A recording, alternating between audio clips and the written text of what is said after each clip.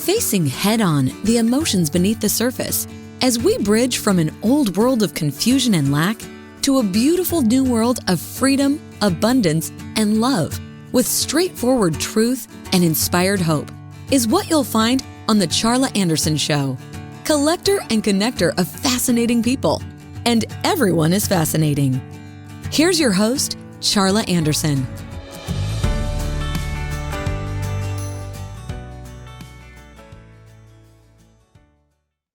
Good, beautiful day, you beautiful, beautiful souls. This is Charla Anderson, host of the Charla Anderson Show, collector and connector of fascinating people. And everyone is fascinating, especially you.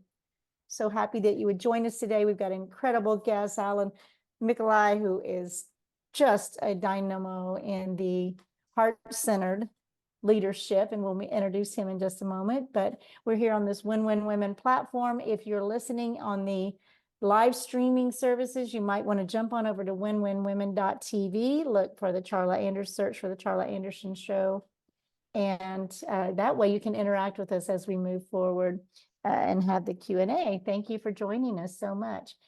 And so every show, I like to begin with a centering moment, as a breathing exercise. I call it a little mini vacation. It's 22 seconds, and you want to join me, we're going to breathe in calm for 7 seconds. We're going to hold for 4 seconds, and we'll breathe out gratitude for 11 seconds. So let's do that really quickly so it helps us all take a moment to be still and know. Okay, here we go. Breathe in for 7, calm. Hold. Release. Thank you, thank you, thank you, thank you, thank you. I think we should do that multiple times a day just to have a moment of quiet and away from our devices. Just something fun for me to do, and I cannot wait to introduce you to my guest today, my special friend, Alan Mikolaj, I believe is how we say it, even though it's spelled differently. We're going to spell it a couple of times in here because it's one of those names. So thank you for joining me, Alan. You're from Pearland, Texas. I'm in Fort Worth, Texas. I was born and raised in Houston, near the coast down there. And so we're Texans, which I love. And you have you've already been published in The Change, the book series, The Change, and my book will be coming out soon. I cannot wait to know more about that. So here's my cover. Anyway, I'm going to introduce you, Alan, as just a leader's leader, an entrepreneur, a heart-centered soul that is just doing the right thing out there in the world to lift humanity. So tell us a little bit about Alan Mikolaj, Mikolaj, and then we'll talk about who you are in this world and what you do. Wow. Well, as you say, love-centered, heart-centered, purpose-centered is a very central aspect to who I am, value-centered. And I am a leadership development expert, a coach, change agent, and just love helping people to grow and become. Yeah. Better human beings serving humanity, right? This is loving. And I wrote in my description that, love is your secret sauce. And you actually have that in your bio. That you didn't say it was your secret sauce. I did, but I love that you said that, because, and I say this on my show all the time, love is God loves. You can't, if God is love, he can't be not love. And I guarantee you, he loves you exactly who and where you are right this second, no matter where you are, no matter who you think you are loved. And so when we have that message and that method of uplifting people, like I know you do in your business, which is Layden Professional Services Limited, or LLC, right? Right. We need to spell that, Laedan. Well, there's a story there, Charla. I want to So, hear that uh, story because, and I know the definition. I looked it up and I'm like, whoa, this is awesome. so when I was writing this book several years back, A Travel Guide to Leadership, um, I was forming a company that with almost the exact same name to publish it and market it, and I also was using it in leadership development programs that I was using. And when you look up the word lead in the dictionary and go find the root word origins, laden is the old English for being on a journey or a journey guide. And so the very origins of the word lead are about being on a journey. I love that because we are, aren't we? Aren't we all on a journey? We're on a life's journey, and here I am, on a journey. I'm from Texas and I'm in Iowa, and it's beautiful and it's amazing and it's different. But here, the blessing of these last few years is that we can do these meetings and calls from anywhere in the world, basically. If you have, trying to find a good internet and a decent background. And I'm in a farmhouse in Iowa, and I'm so grateful that I didn't have to postpone or cancel or one or the other, right?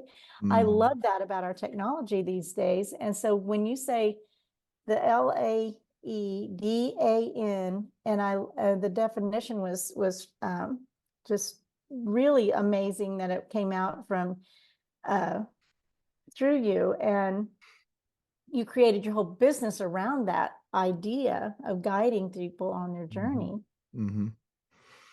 That's true. And I really want to return back to the other part of what you were asking and talking about, and that's this idea of love. Love is at the center of my life mission statement and my leadership philosophy statement, and at the core of what I do. Now, a lot of people in business, their culture may not support using the word love, but there are other words that can help express that in business and in leadership and in life.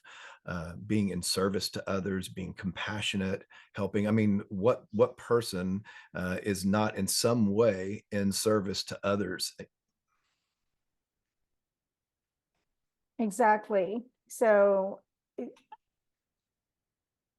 that reminds me of somewhere along the line, we have I'm a Zig Ziglar legacy certified trainer, and Tom and Julie and Cindy, and of course Zig Ziglar had this whole philosophy about next man up. The people, the companies, the things that I associate with are in that mindset of we're all in this together. Let's make the next man up, help the next person through. And I do believe that heart-centered businesses are the next generation of businesses. I have a friend that started a company called Heart Profit, and I totally would love to connect you with Stacy Wright that started Heart Profit. And her whole philosophy is love your employees enough to serve them. And the Ziglar philosophy as well, Tom, the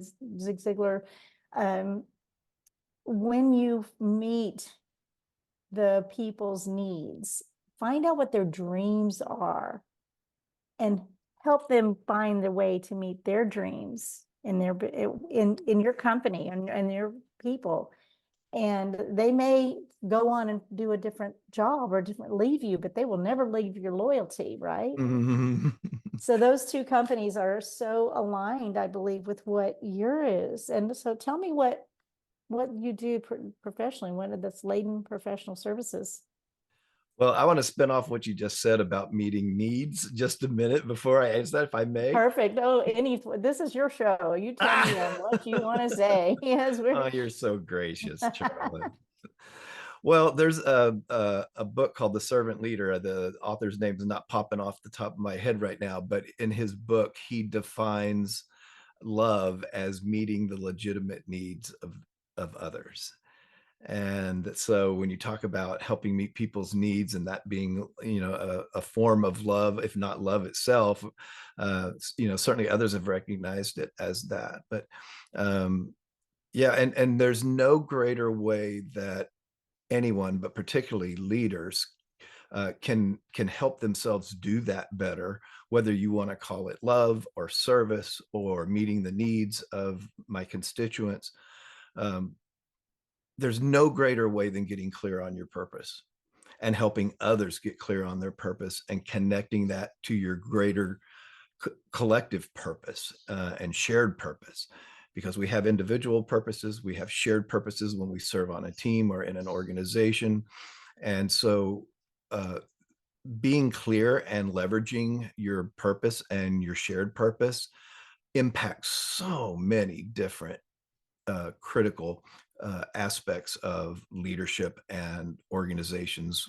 People call them metrics, employee engagement, revenue, profitability, retention. The list just goes on and on. The research is just so clear about how being clear and leveraging purpose-driven leadership impacts so much in the business world. I read your chapter. I got your book yesterday or this week and read through your chapter in The Change. And I'm just so aligned with that purpose of loving people through these unsteady times, loving them at who and where they are, and just making an impact wherever you can, right? So that one of the things I love too in your chapter is about, in The Change, by the way, if you're not familiar with this, the Les Brown wrote the foreword. We're both in this book. You were in version 20, book number 20. I'm going to be in 21. So very exciting to be participating with that. And that's how we met. And I'm so grateful for that. And you talk about at a very early age, your mother says, what's your vocation and what do you want to be when you, it's not what do you want to be when you grow up, it's who do you want to be when you grow up, right? Isn't that more? Yeah, I opened that's a true story. My mom says she doesn't remember it, but she's asked me that off and on throughout my childhood and adolescence. But that it's one of my earliest childhood memories. So I must have only been maybe 4 or 5. Maybe I'm misremembering because it's so early of a memory. It may be I was in 1st or 2nd grade, but somewhere early in my childhood, I remember my mom calling me into the kitchen, and she got down on her knees. She says, "Alan, what's going to be your vocation?" And so from a very early age, I was being asked something that a lot of people are never asked.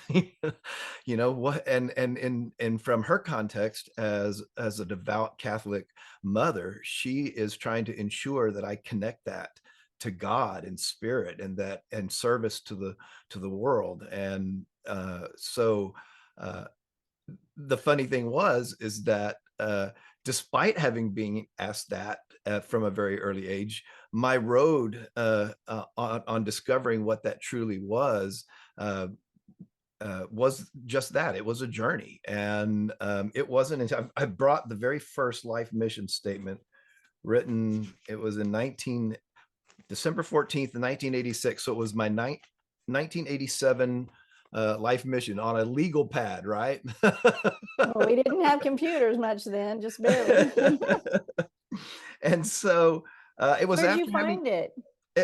I've kept them. I have a box up in the attic, and when I hung my own shingle and was developing the purpose-driven leadership program, I climbed up there, and I've got to get this out for one of the videos when I'm talking about life mission and leadership philosophy, right? And so I hold it up very similarly in one of the videos in the course, and I was pleasantly surprised to find that while I felt like I had been on a journey with my life purpose, that very first one resonates with the one I have today. And so I even have that one here too. And so, it's much more refined and professional, right? On the computer, like you said, but this idea of service is central to it from the very beginning. It's who you are, right? You know, I'm a server, you're a server. We Mhm. serve, and we Mhm. serve with love, and we serve, and people are very attracted to that. I want to just mention that about you. I feel like, and I was a flight attendant for 34 years. So when, you know, people would say, I mean, I could see in their faces, there were some really beautiful, special spirited seniors that, you know, we often had the wheelchair passengers and things like that. Mhm. And I would just say, you have the most kind countenance. You just have a sweet spirit. And I say that to you, not because you're seniors at all, Well, not unrelated to that comment, but you know, you have something that I'm going to guess that people, and I collect people in Aldi's, right? I mean, I'm, I'm shopping, and we, you know, I make friends easily, and I think people want feel the love or feel that special, I don't know, some people call it aura, you know, your mhm. whatever you are exhibiting, because you live in peace, because you live in love, you exude it out there. And so Oh I say gosh. unconditional love, unconditional forgiveness, not unconditional boundaries. And the harder people are to love, the more they need it.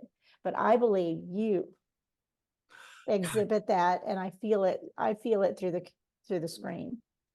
You honor me. There is no greater gift than to have a central part of my mission, who my identity, than to have you affirm that. That is just beautiful. Thank you, Charla. That's Well, awesome. thank you. I mean, this is, you know, when we met on a Zoom, and you reached Mhm. out, and we ended up having such a great, beautiful conversation. And I know, you know, life is busy. You've got twin children, right? Twin Twin boys, boys, yeah. and grandkids, and all that is going on. And you know, I call it, there's never nothing to do. You But know, making that time to have nothing to do is very important as well, right?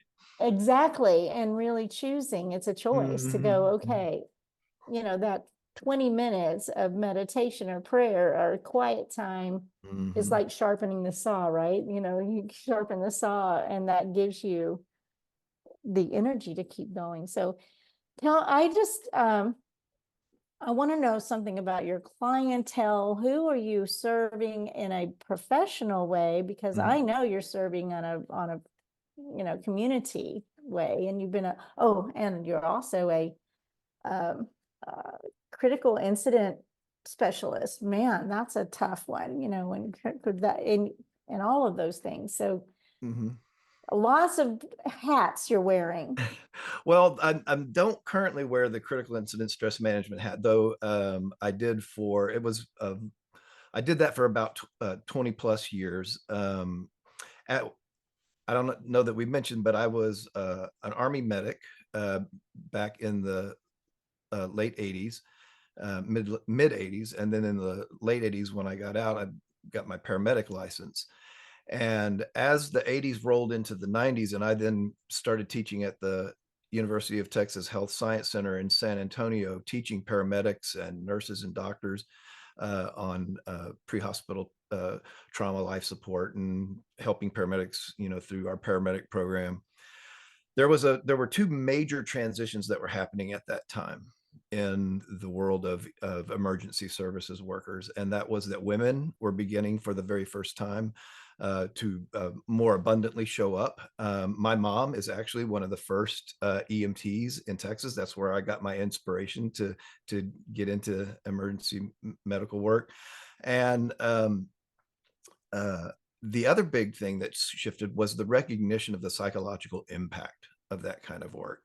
And so I was one of the early leaders back in those days to help form critical incident stress management teams here in Texas, and ended up writing a small supporting textbook for emergency services workers. So whether you're a firefighter, police officer, a paramedic, dispatchers, all of those people. And so especially after these critical incidents like a child death or a major event, a loss of life, like when a firefighter dies in the line of duty. And so what happens, what a lot of people in the general public don't know is that after those, sometimes during, but mostly after those incidents occur in the background, beautiful volunteers come in and go through debriefings with them and help them to mitigate the impact that event might be having in their lives. And secondarily, to help identify anybody who might need more professional help and go seek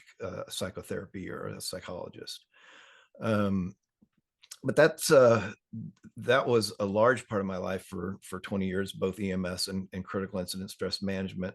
When I got out of that work and got my master's in clinical psychology, I started at Quest Diagnostics as a training specialist.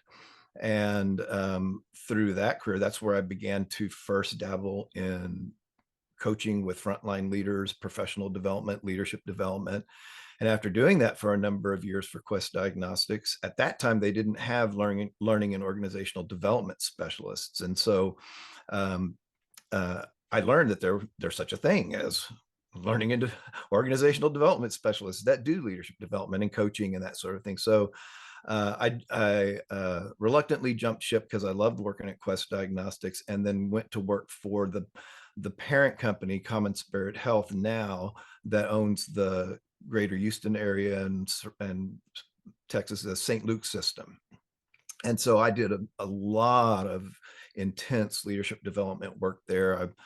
I led a team that helped design a high potential leadership development program, and then was asked to administer that program. And so I gathered faculty, the CEO, CFO, chief nursing officer, chief medical officer, and others from around the business unit.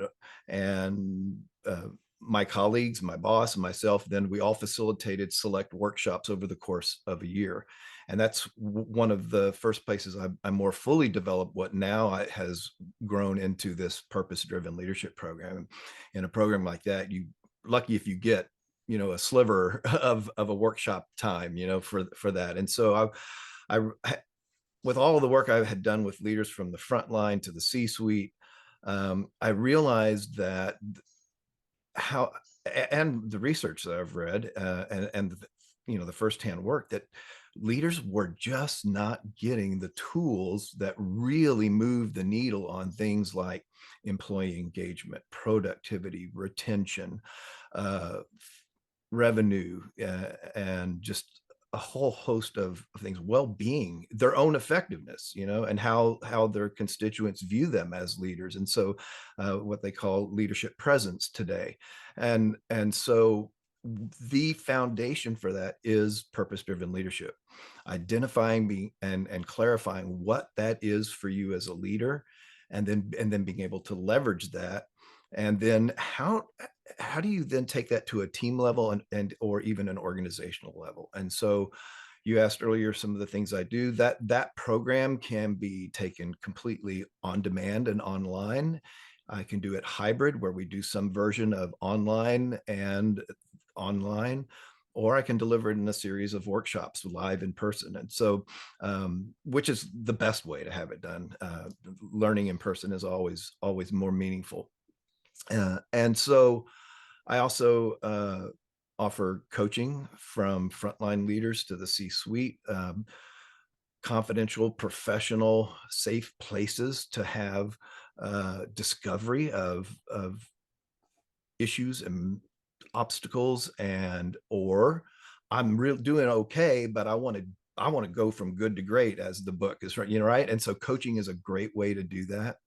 I offer 360-degree leadership assessments, the LPI, or the Leadership Practices Inventory, to leaders, so that they can get an assessment on their behaviors and how people perceive them, and how they show up as a leader.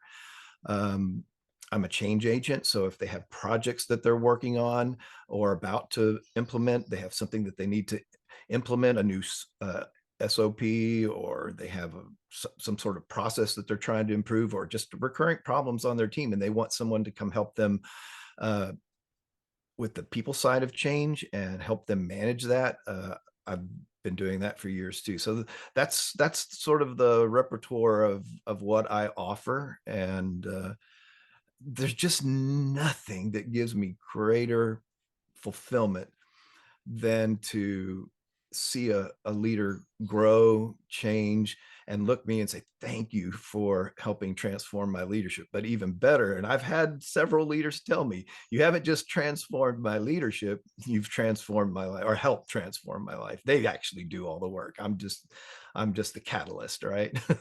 Well, we need, sometimes we just don't know what we don't know.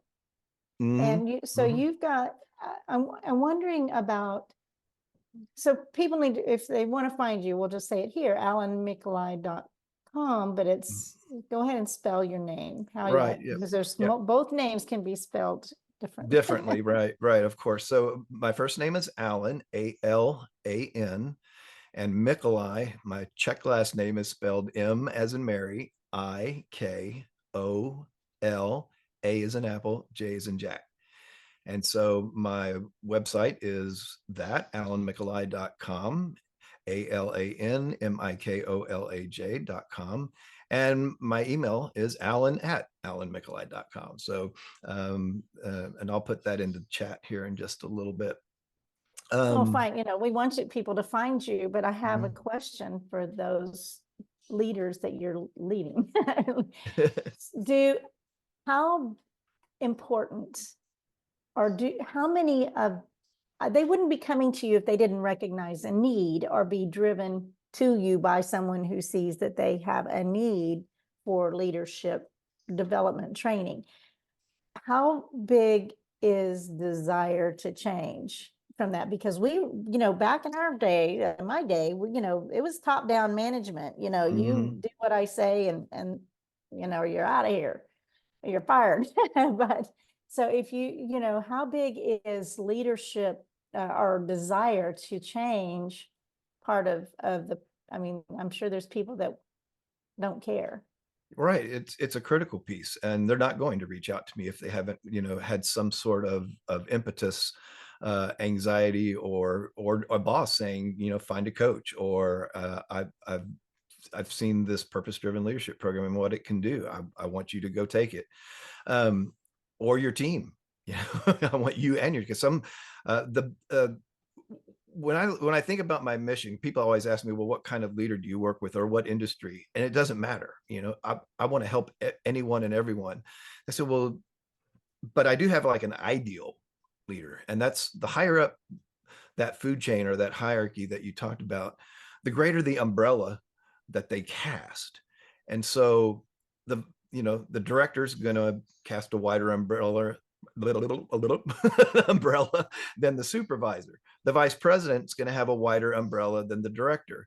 The CEO is going to have the widest umbrella. And so when I can work with those people, and what's really interesting is that most of the dynamics don't change, like the foundations, like having a leadership philosophy and purpose. And I know we're getting close to time, but it's that leader that I love working with the most.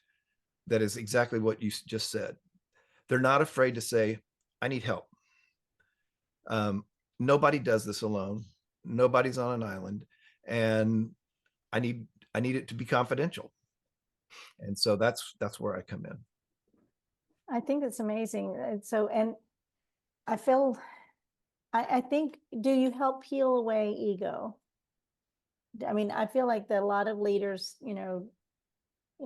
some are, I'll relate it to my perception of customer service, so to speak. So, you're in a line at an airport, and you see, please, not that one, you can use it. So my definition for me is, there's a customer service that has empathy, that cares, that wants to do, oh my gosh, I would do anything to help you. My hands are tied, whatever, having empathy and caring about the person. And then I call the other one the enforcer, the enforcer, that the only control I have over my life is over you right now, and you're not getting it. So you've probably noticed those two extremes of customer service, but I'm guessing it relates to leaders as well. Well, leaders typically when they're considering working with somebody like me, they are usually not going to come into a discovery conversation and say, hey, I need help with my ego. That's just not going to come up, right? What I they're going think to I'm talking say, about more of your observation rather than your admission. yeah, what they're going to say is, hey, I need help building culture, or my engagement scores are down and I need to lift them up, or I'm having a retention problem, or all of the above. And so then through the process of working with me on those issues, as we go through discovery and as the trust builds in the relationship, over time, they might have developed the self-awareness, because now they hear what people are saying. They're getting feedback from that assessment I was telling you about, or I make an observation in coaching about something that they just described, and the light bulb goes off, and but I don't force feed in coaching anything. The ICF's model of coaching is not that model at all. It's client driven. So the closest akin that people might be aware of is like Rogerian unconditional regard in psychotherapy. ICF coaching is very similar to that. I'm there 100% for that person. I love it. I love that. I mean, I think that about coaching versus therapy, right? So therapy Yes. to me is like, we're looking at the past, what went wrong, and that's okay for a moment, but don't stay there. Coaching is about where we're going, right? And looking forward. And I think one last thing, and I know I want to invite you to share some a beautiful poem and all that. And I want to ask you this, because Win Win Women, the platform that I am choosing to launch my, be on here, and it's on a lot of other platforms, but we're primarily a women-run organization, and female globally.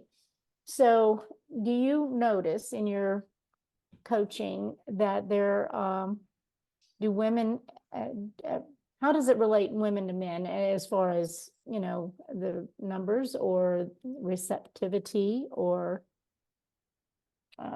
things like that?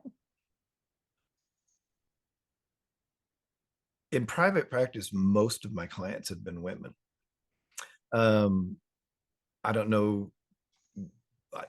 I don't know why. I've only really been in practice for about a year and a half, and so it's not a huge number once I've left the corporate world. When I was in the corporate world, it leaned toward women because I was in healthcare, and healthcare is predominantly nurse managers and nurse and directors, and those that move are women, but there's a lot of men there too, and I've coached them as well. It's really interesting because I'll give you an example. I had one woman leader that was talking about she was in her self-perception a little more dominant than she thought, and she felt like she wasn't approachable. And so and through coaching, we talked and discovered a lot about that. And so one day I said, do you want to brainstorm? She was kind of stuck with that. I said, just a suggestion if you're open to it. So she said, yeah, sure. And I said, why don't you go ask a few people that you trust, that are around you, sideways in your current role, on your team, and those that report to you. And she came back just so relieved, because everyone she talked to said she was very approachable, and that was not even an issue for her as far as they could tell. And so a lot of Interesting in times, our own perceptions, yes, right? yes. We're our own worst critic, and it does Exactly. sometimes take someone to lift us up a bit or tell us it feels good. Encouragers need encouragement too, is one of my sayings. Right? So is there, I'll often say, do you have last words that you say, and we'll open it up if anyone wants to come on and have conversation, ask questions, have conversation, have encouragement. We can do that in just a moment, but I know you have a beautiful poem that I'd love for you to read. I asked you to sing it and you said no. Yeah, this is a poem that is in that book, A Travel Guide to Leadership, but it's also, I'm gonna share my screen. This is actually a page out of the e-workbook that goes with the purpose-driven leadership. Is that showing up for you, Charla? It is. It's beautiful. Okay. Yes. Yeah, it was actually pointed out to me when I was writing the book. I had a group of family and friends that were my editors, and my good friend and brother-in-law, who his wife is here with us, Renee. Um, he's the one that suggested I put this into the book, because it was all about that purpose part of it and finding your life mission. And so it's by Ella Wheeler Wilcox, called The Winds of Fate. One ship drives east and another drives west, with the self same winds that blow. 'Tis the set of the sails and not the gales that tell them the way to go. Like the winds of the sea are the winds of fate as we voyage along through life. 'Tis the set of the soul that decides its goal, and not the calm or the strife. I get chills. I love that so much. That my daughter, that's a tall ship, the picture that's in that. My daughter's named the Alyssa, or Alyssa after the Alyssa. Oh, in Galveston? Elissa, the tall ship in Galveston. Oh, we were just in Galveston a couple of weeks ago and ate near the Alyssa. Oh, wow. I It's love a that. beautiful It ship, is. isn't It it? is beautiful. Yes, she is. Anyway, she goes, I was named after a boat. Well, Well, I yeah, do a want to. I beautiful do one. want to extend the offer to anyone that is either here live, or if you can find my email, alan@alanmikolaj.com. I will send you, if you email me. I'm going to make 3 promises to everyone here. That if you email me, I will send you a PDF version of this for free. I also have a white paper about the course that Of the change, so the for change, yeah, for the listeners audio later that listeners, aren't yes, watching, the yeah, change the insights, change. the volume 20. I'll send you my featured author copy, and I'll make you 3 promises. So first is I'll send that to you. The second promise I'll make is about a week later, I'll follow up and just ask you what you thought, and ask if you want to network with me. No sales gimmicks, just meet. I love meeting, especially anyone, but especially leaders. So, and you don't have to. But I'm also going to promise not to do something after events like this. When people do say that, and enter your email and you get a free gift, then your inbox is just bombarded with for weeks, and you have to unsubscribe. I'm not going to do that. If you don't want to talk to me and network and meet me and talk in person, just say no, or don't respond, and say thank you for the book in your heart, and just, that's okay. But I do want to offer everyone the opportunity to connect in a deeper way and to break the ice. I'm happy to send a free e-version of the book. I think that's a beautiful offer, and I also love the promises, and I want my growth, my friends, my list to be organic, and obviously that's what you're doing too. Exactly. So thank you for all of those things. You have a last word, and then we're going to go to anybody that wants to come on video and ask questions. Now's the time, just as Alan's, you can put them in the chat, but I just can't, unless I put my glasses on and squint, I can't see them. So, we can make it work. So anything you want to add last minute here, Alan? Thank you for everything, all your wisdom. Charla, thank you. Your grace and your gifts of yourself to the world are just amazing. You honor me by bringing me onto your show, and all of your kind words. Just thank you. Well, thank you very much. So we can continue and just chat and talk whatever it comes to mind. And if someone in the audience would like to just please come on video, or just take yourself off mute if you don't want to come on video, either way, and just chat with us. This is the interactive time that When Women allows me to have live interaction if we want to. Sometimes we record it, sometimes we don't. If it's personal, I would actually edit it out if there's something you wanted to say, or we can unmute or turn off the recording. Anybody out there? Hey. Hello. Somebody. So, Hello. Alan, I Okay. wanted to, I've heard you speak on gratitude before, and I think that's such and we actually started this meeting talking a little bit about gratitude. And I was just wondering one more time if you would please share your impressions of gratitude, the importance of it, and the best way to really approach gratitude. Don, you're amazing. Don is a dear friend and former colleague. Thank you for your question. I call gratitude the bridge to success. It's my second core value, second to love. And so we don't have the time to go into the full answers that Don, but he's absolutely right to point out how powerful gratitude is. So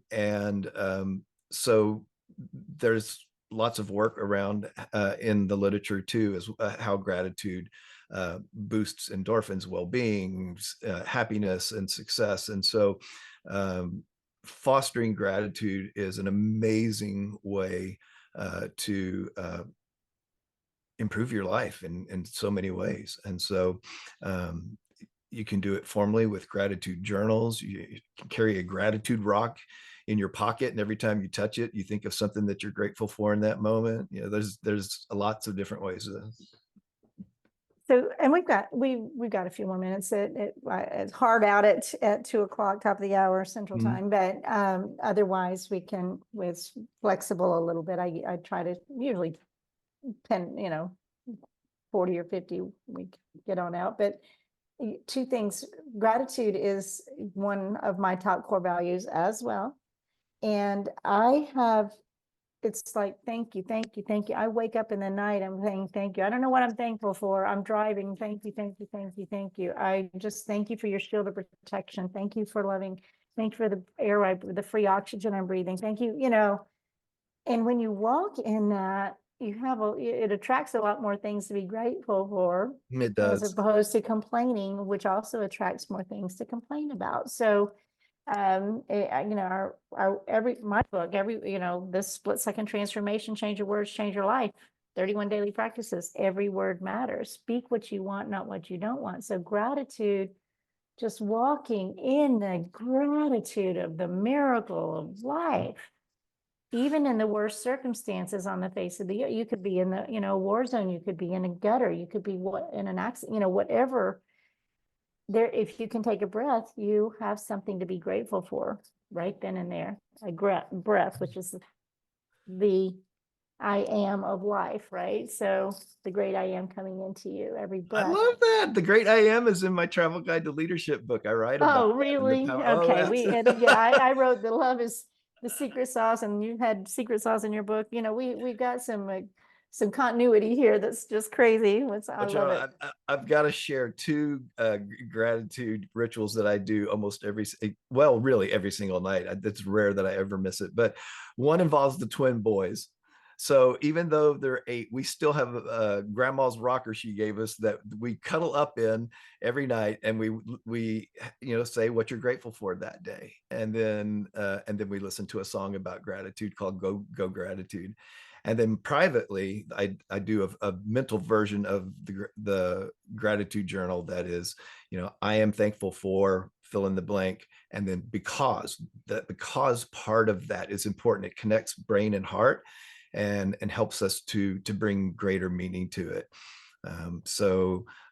For example, one of the things that sometimes comes up on my list is I'm thankful for I can afford a Starbucks cup of coffee because is important, Charla, because when I was a single dad with my older 2 boys from a previous marriage, there was a time I couldn't afford a Starbucks cup of coffee.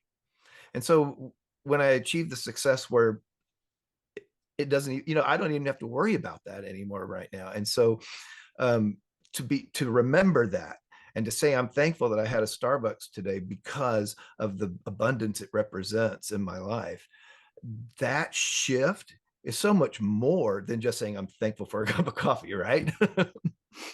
That's perfect. Yeah. And somehow or another, you talked about the twins, and I wanted to go back to our original conversation just for a moment about what if our next generation, every child, I mean, I'm already talking to my 2.5-year-old grandbaby, it's like, I am, she goes, I say, I am, and she goes, puppy, so I'm trying, and I want her to, they're not doing, I would say daily prayer or anything like that. So I'm trying, when I have her, I'm like, what do you, I'm thankful. I'm happy that I have, or I'm thankful for. But what if, I bet you that you ask your children, what do you think your vocation will be? Who will you be in this world? And that's when I ask you in the beginning, often I say, who are you in this world? Then we'll talk about what you do, right? So Well, you've got to learn who you be. Yeah, when we ask those kinds of questions, like, what do you want to do when you, or what do you want to be when you grow up? You're asking, what job role, do you want to be a police officer or a doctor or whatever it might be, right? And of course, we ask those questions, and it's funny that they'll oftentimes say, well, I don't know yet, and I'm like, good, that's okay. You're just 8 years old. More importantly is, who are you going to be when you grow up? What are you going to be a person of love and service and helping others in some way? That's more important than anything else. And those decisions, I just was how old was he? Just here, 13. Young man was here and visiting, and I said, I had a moment. I was like, are you going to be a leader? You really need to decide now if that's the case, because your values are going to be following you. They will help you make decisions for the rest of your life.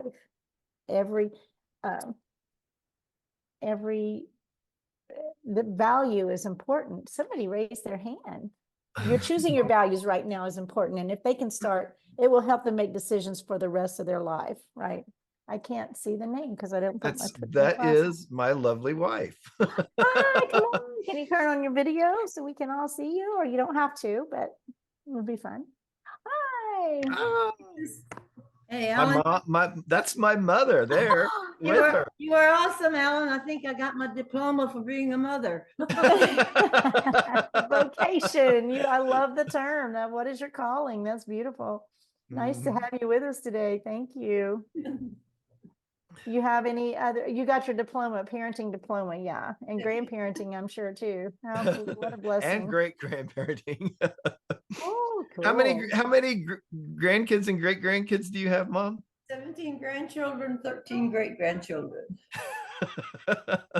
That's a big family reunion. Big Christmas dinner. You should see the table my husband built, huh? She is a teacher of service and love. That woman right there, she is amazing. No higher blessing than to be called blessed by your children. That was beautiful. Hi, Charla. I can't figure out how to raise my hand, but Just my name's talk. Miriam. Hi, Miriam. Hi, Miriam.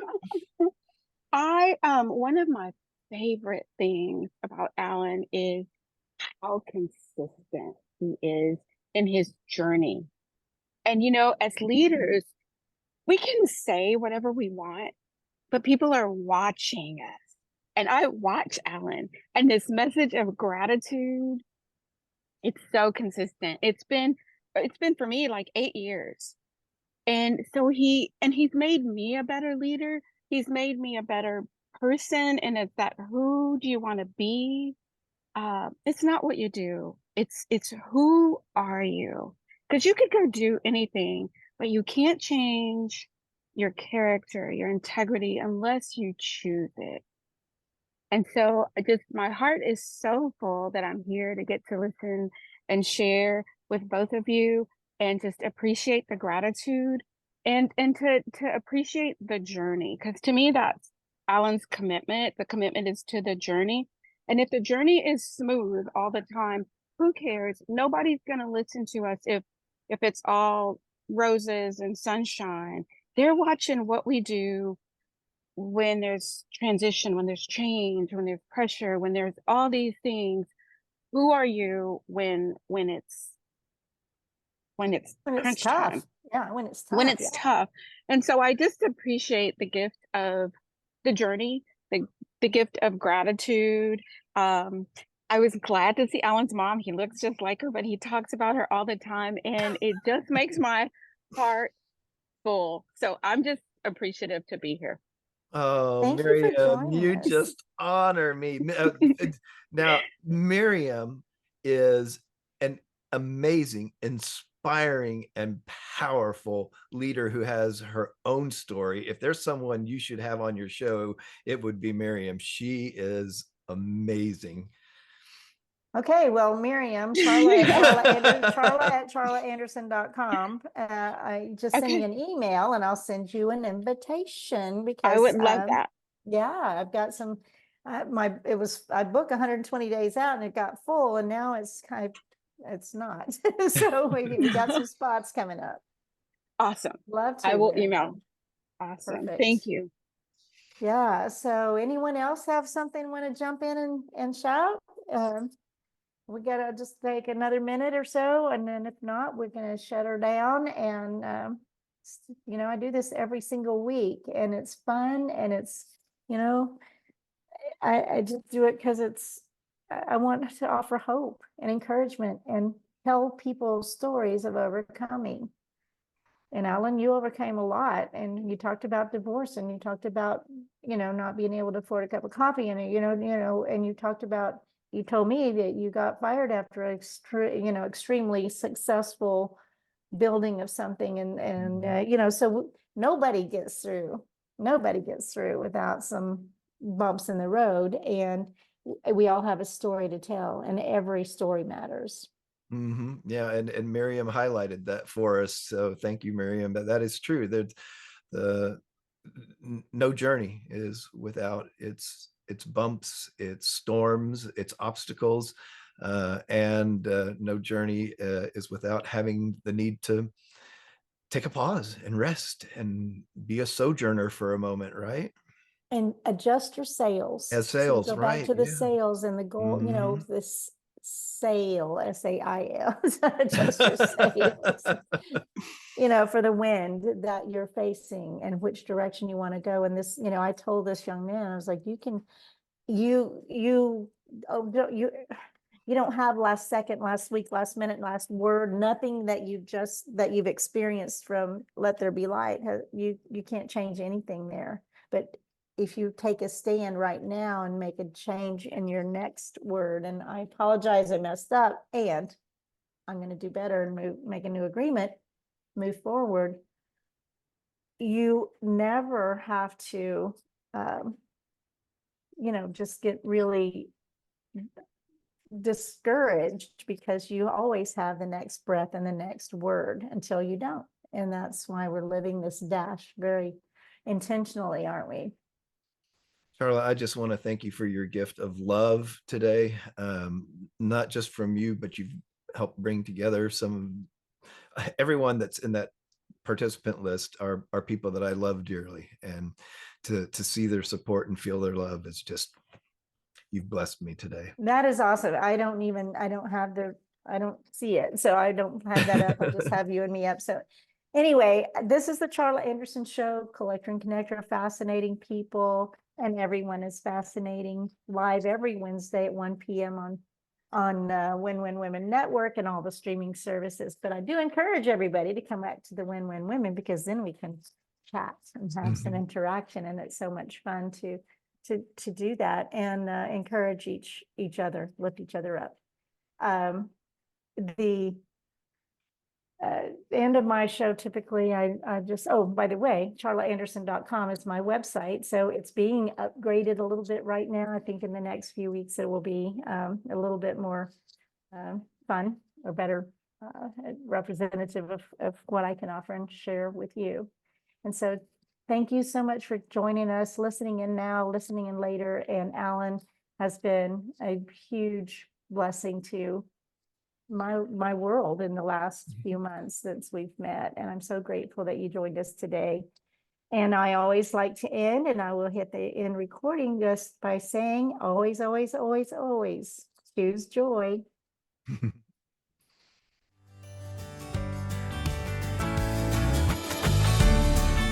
Parting is such sweet sorrow. The Charla Anderson Show, encouraging you to stand strong and courageous with bold faith, no fear, immense hope, kindness, and love, especially towards yourself. Visit charlaanderson.com for replays, blogs, and more on her ever-expanding website, as well as watch her live TV show on winwinwomen.tv, Roku, Apple TV, and Amazon Fire. And so that we can continue learning together and growing this community of beautiful souls, we invite you to share the Charla Anderson Show with your circle of friends. Until we meet again next week, remember always, choose joy.